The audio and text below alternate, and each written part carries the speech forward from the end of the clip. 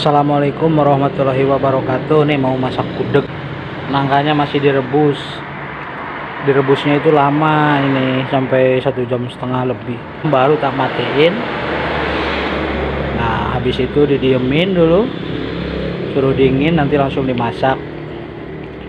Gudeg.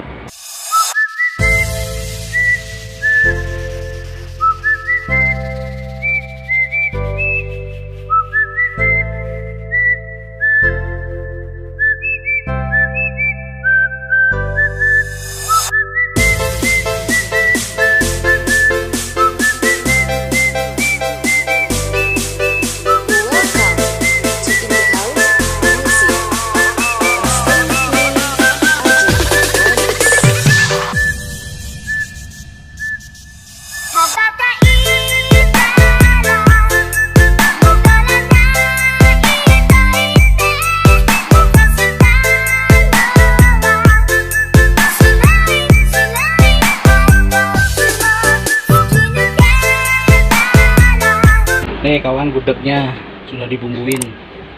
Bumbunya enggak video, maaf ya.